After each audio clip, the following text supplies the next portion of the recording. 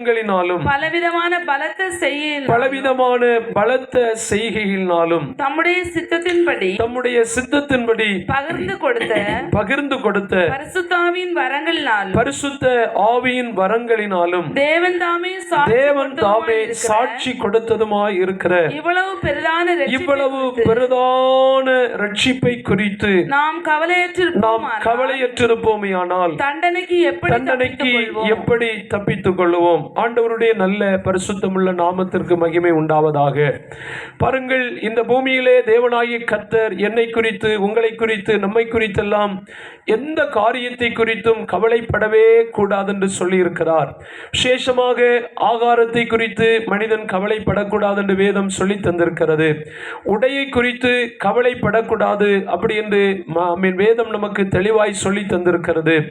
அதுபோல நாளைய தினங்களை குறித்து கவலைப்படக்கூடாது என்றே வேதம் நமக்கு சொல்லி தந்திருக்கிறது. எதை குறித்துமே நம்ம கவலைப்படக்கூடாது, எந்த காரியத்தை குறித்தும் கவலைப்படக்கூடாது. ஆனா ஒரே ஒரு காரியத்தை குறித்து கவலைப்பட வேண்டும் என்று ஆண்டவர் சொல்லியிருக்கிறார். எதை குறித்து கவலைப்பட வேண்டுமாம்? ரட்சிப்பை குறித்து கவலைப்பட வேண்டுமாம். மற்ற எந்த காரியத்தை குறித்தும் கவலைப்படக்கூடாது என்று வேதம் நமக்கு தெளிவாக நமக்கு சொல்லித் தருகின்றது. மத்திய எழுதின சுவிசேஷத்தின் புத்தகம் அதனுடைய 6ஆம் அதிகாரத்தில் தான் நான் சொல்லப்பட்ட வார்த்தைகள் அங்கே பதிவு செய்யப்பட்டிருக்கிறது. எதை குறித்து இந்த உலகத்தில் நடக்கக்கூடிய எந்த காரியத்தை குறித்தும் தேவனுடைய பிள்ளைகள் கவலைப்படவே கூடாது என்று சொல்லப்பட்டிருக்கிறது. மத்திய சுவிசேஷம் 6ஆம் அதிகாரம் அதனுடைய 25, ஆகையால் எண்ணத்தை உண்போம், எண்ணத்தை குடிப்போம் என்று உங்கள் ஜீவனுக்காகவும் எண்ணத்தை உடுப்போம் என்று உங்கள் சரீரத்திற்காகவும் தயவு செய்து என்ன செய்யாதிருங்கள், பயப்படாதிருங்கள் ஆமென் என்று உங்களுக்கு சொல்லுகிறேன் என்று கர்த்தர் சொல்லி இருக்கிறார். ஒரு அல்லேலூயா சொல்லும். அல்லேலூயா. ஆமென். 34வது வசனத்தில் படிக்கும்போது நாளைய தினத்தை குறித்து நாம் என்ன செய்யக்கூடாது? கவலைப்படக்கூடாது. நாளைய தினம் ஆமென் தன்னுடையவைகளுக்காக கவலைப்படும் என்று சொல்லப்பட்டிருக்கிறது. 31வது வசனத்தில் படிக்கும்போது ஆகையால் எண்ணத்தை உண்போம், எண்ணத்தை குடிப்போம், எண்ணத்தை உடுப்போம் என்று தயவு செய்து என்ன செய்யாதீங்க, கவலைப்படாதீங்க. ஆனால் வாசிக்கப்பட்டதான வேத வசனத்தில் நம்ம படிக்க முடிகின்றது, இவ்வளவு பிரதான ரட்சிப்பை குறித்து கவலையற்றிருப்போமே ஆனால் தண்டனைக்கு என்ன செய்ய முடியாது, தப்பித்துக் கொள்ள முடியாது. ஒரு அல்லேலூயா சொல்லும். அல்லேலூயா. நல்ல சத்தமா ஒரு அல்லேலூயா சொல்லுமே, நல்ல மகிழ்ச்சியோடு ஒரு அல்லேலூயா சொல்லும். அல்லேலூயா. அப்போ உண்மையிலே தேவனாகிய கர்த்தர் நானும் நீங்களும் நாமும் எல்லாரும் வரப்போகின்றதான ஒரு பயங்கரமான தண்டனை தேவனாகிய கர்த்தர் இந்த பூமியிலே அவருடைய வார்த்தைக்கு கீழ்ப்படியாமல் இருக்கின்ற, அவருடைய சத்தத்துக்கு செவி கொடுக்காமல் இருக்கின்ற பிள்ளைகளுக்கெல்லாம் நியாயமான ஒரு தண்டனையின் காலத்தை கர்த்தர் வைத்திருக்கிறார்.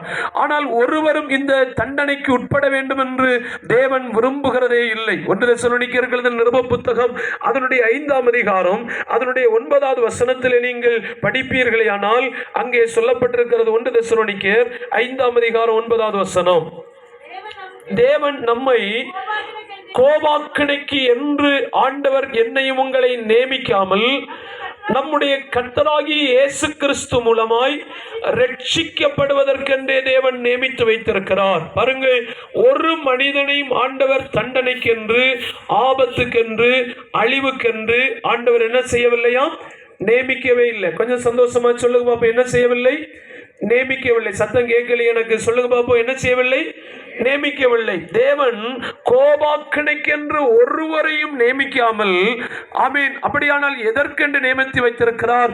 எதற்காக தேவனாகிய கர்த்தர் நியமித்து வைத்திருக்கிறார் என்றால் எல்லா மனுஷரும் என்ன செய்ய வேண்டும், ரட்சிக்கப்பட வேண்டும், காப்பாற்றப்பட வேண்டும், ஆண்டவருடைய ரட்சிப்பை சுதந்தரித்துக் கொள்ள வேண்டும் என்று சொல்லித்தான் தேவனாகிய கர்த்தர் எல்லாரையும் ரட்சிக்கப்படுவதற்கென்றே நியமித்து வைத்திருக்கிறார்.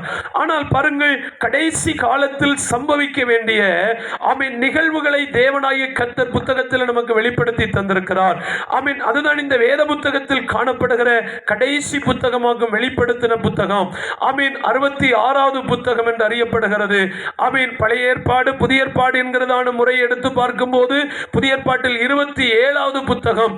இந்த புத்தகத்தை முக்கியமாக 3 பகுதிகளாக பிரித்திருக்கிறார்கள். வெளிப்படுத்தின விசேஷம் அதனுடைய 1ஆம் அதிகாரம் 19வது வசனத்தை ஆதாரமாக்கி 1ஆம் அதிகாரத்தில் முழுவதும் முழுவதும் நீ காண்கிறவைகள் அப்படி என்று சொல்லி அதை பிரித்திருக்கிறாங்க.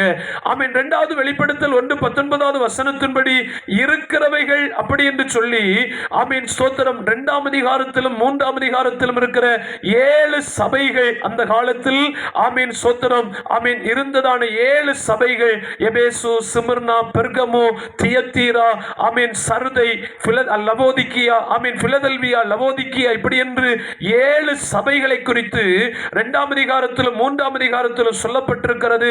இவைகள் இருக்கிறவைகள் அப்படி என்று சொல்லப்பட்டிருக்கிறது.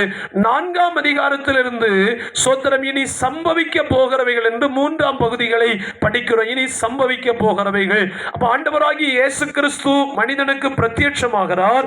ஆமீன். அந்த பத்மு தீவில் இருக்கிறதான யோவான் அப்போஸ்தலனுக்கு வெளிச்சமாகி, ஆமீன், பிரத்யட்சமாகி